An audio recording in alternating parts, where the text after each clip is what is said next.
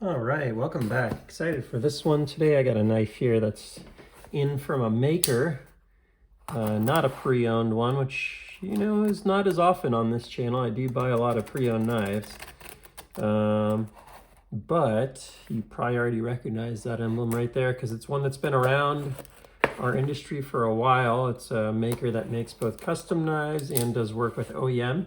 In this case, this is an OEM. The OEM, missed a cut or two there. 1 and 2. The OEM in this case is Bestech. Oh, look at that. We got some fun stuff in here. A little thank you jelly bean. And who doesn't like a high chew? And there are the goods.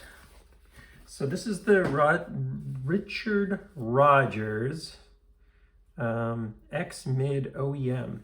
So this is I believe a design that's also available in like a custom version. Love the little sticker. And then I also, in this case, got some additional pivot hardware because I thought it would look good on this one. So let's take that off really quickly and get this separated over here. And one of my favorite OEMs out of China, if not my favorite, I'd say it's probably my favorite. I find myself keeping their knives longer is Bestech, and this is the OEM for this particular knife, is Bestech. So this X Mid, I believe he also makes a version of this out of the US. It's very expensive. I've seen them on the secondary for at least models like it for, thousands of dollars. And this thing just got a lot of rave reviews from the people that got it. So this is the second drop that they've done on these. The first drop I missed. I think it had been like a long-term pre-order or something. I'm not really sure what the background is, honestly, on this knife because I wasn't there in the beginning. But you can kind of see it says Rogers Design here is sort of the branding that you get on the box from Bestech. But let's really focus on the knife here. A lot of people are loving the action. I think the design's obviously very clearly compelling. It's something that we've all liked for a long time. Let me see if I can get a little more light on the subject here. Ooh, really like the action there. Very crisp. Not quite as satisfying on close, but rolls out perfectly, which if you watch the channel, you know is super important to me. The reverse flick is super nice. Like the detent a lot. A little hard to access the lock bar for a thumb, or the fuller for a thumb flip. So let's zoom in on that. It's a beautiful fuller. I'll just say that right away. It works really well for the reverse flick, as you saw. But for the thumb flip, this design's not quite ideal. There's not a ton of relief here, or any for that matter. Just some chamfering on the edge. So without that relief, it's pretty hard to get on that to really get a nice purchase there. I was able to get it there, but I had to be pretty careful. I had to push down pretty hard to kind of get that little edge there. And then it works pretty well. So I guess you can get used to it, but it wasn't super intuitive. As you can see there, I missed it again. Nice little anodized tie backspacer, it looks like. I wasn't sure about these colors, but in person, I quite do enjoy the colors. I'd like to see this in like a full bead blast as opposed to having some of it be blue, but wow, look at that milling. That's actually really cool up close. There's kind of some micro milling across the whole scale. That's nice. So yeah, I'd say it's so far kind of living up to the hype. Looks like a nice pocket clip. I'm just going to try that in the pocket real quickly here. See what we think. It's a little firm, so not the easiest one I've ever put in my pocket, but not bad. It'll definitely stay in the pocket, that's for sure. Ergos. It's a pretty small knife. It's a little smaller in person than I thought it would be, but it's pretty darn good. It's not a huge chamfer on the edge there, so it's like a little blocky feeling. Is there some... Yeah, it's not like a flat scale, so it's pretty flat though. it feels flatter in person than I feel like it actually kind of looks, which is interesting. So the ergos are good. I would go for a finger choil on this personally. The funny thing about this design is you get a lot of cutting edge, but then kind of a small handle. And when I first got into knives, I was like, oh, all about the length of the blade. And now I'm really all about the ergos. So I would personally trade a little cutting edge for a full finger choil on this design. So it's just under 3 inches. And then you got, let me get this out of the hole here.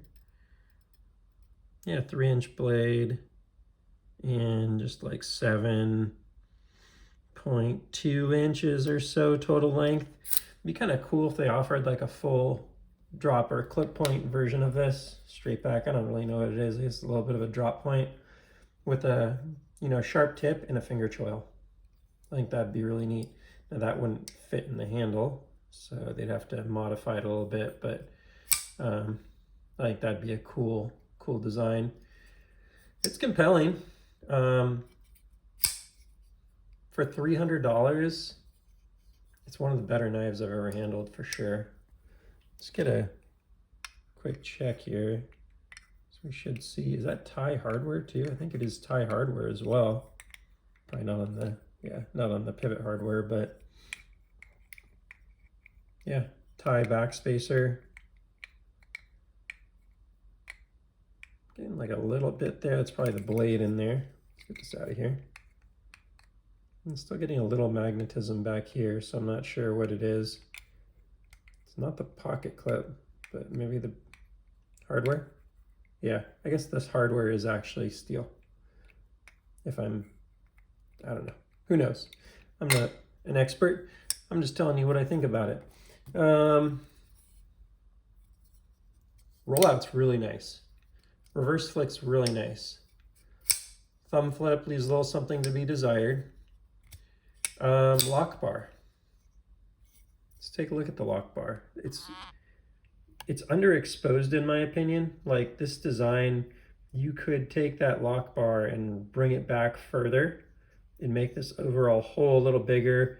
I think this knife could use a little relief. If you put a little relief here, you'd give yourself a bit more access to the lock bar. And it's not bad. Like this is much better than some knives I've handled, that's for sure.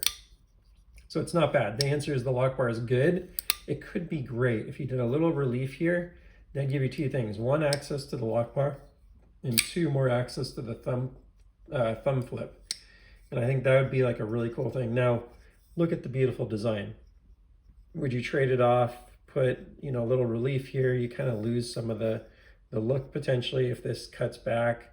But, you know, they have it here. So if you had a similar kind of workaround here, I think that would look pretty good still. It would give you a little more lock bar access and a little more thumb flip access. But overall, this thing is a winner. I don't get excited about a lot of knives made in China these days. So it's got to be pretty damn good. And this is pretty damn good. Like, definitely an action that is competing with an SPK Lamia. I wouldn't quite go as Roosevelt, but it's up there. It's not far off. So I'm really impressed. Bestech continues to do things that I think other OEMs just cannot do as well. I'm not sure what it is that they're doing that makes their knives 2 things. 1, they feel good, and 2, they feel unique. That's the biggest gripe I have with Riot, is that almost all of their knives feel the same. They feel good, but they feel the same. So it's like, well, I only need 1 then. Just pick whichever design I like the most, and it's just going to be that manufacturer's design or that designer's design on a Riot knife, right? And then they all feel the same. So do you like Sharp Eye design? Do you like American? You know, which of the Riot knives do you like the most? And then you have that. Do you like the CKF Evo? So whereas I see with Bestech this knife, and then I see the Winterblade Factor, both coming out of the same place. M390 blade steel, by the way. Little Rogers Design logo there. Very minimalist backspacer, I like it.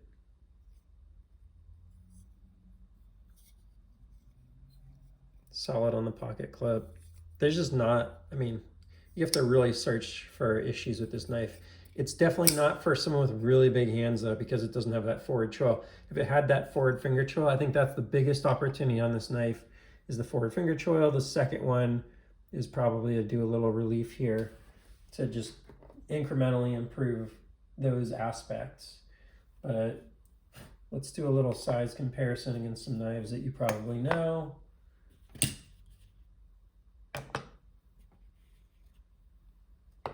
All right, this is probably the closest. See, you got the finger choil here. It makes it just feel, this knife would feel kind of small if it didn't have that finger choil, but it doesn't feel as small because of that. That's like almost 1-to-1, like very, very similar sizing. CGRB pyrite. Second one I have here is the SPK Lamia. Just immediately came to mind. The SPK Lamia is a little bigger. You'll be able to tell more if I put it on this side. So you can see this is a little bigger on the handle. So I like these ergos a little more. It doesn't bother me that the SPK Lamia doesn't really have a finger choil. I would like it even a little more if it did, but there's plenty of room here the way he did it. Benchmade bug out, very similar in size, and no finger choil. It's like really similar because of that. The bug out has like this little bump here and is probably like a 1/4 inch longer in total. But very close. You can kind of see it if I put it on this side, very close in size, very similar. And then here's your Demco 80-20.5, which is just going to be a little bigger than pretty much any of these others. You can kind of compare there. So yeah, that's a sweet one. I'm excited about this. It looks better in person than it did in the pictures. Really like the finish on the blade, like a nice little bead blast finish on there, bead blast handle. It all comes together really well. So $300 from Rogers Design, that's very hard to beat for what it is. This is a sweet knife for 300 bucks. Gonna be very hard to compete with that at that price point. I'm really struggling to think of a knife I like more for 300 off the top of my head. It's, you know, you get into the Demco from Taiwan a little bit. Like this is definitely competitive there for that particular one's $375, but you can get it without the milling for $315. Tactile, Rockwall, like there's just not a lot else in that price range that competes in terms of like a full titanium handle and everything. So nice work here. I'm going to spend a little time with this one for sure. This is not flying out of the door. There are some other design options I liked, like the dark bronze and the dark wash blade, which look pretty nice. But aside from that, I really like what I'm seeing here on this config. So that's all for now. Please like, subscribe, and I'll see you on the next one. Take care.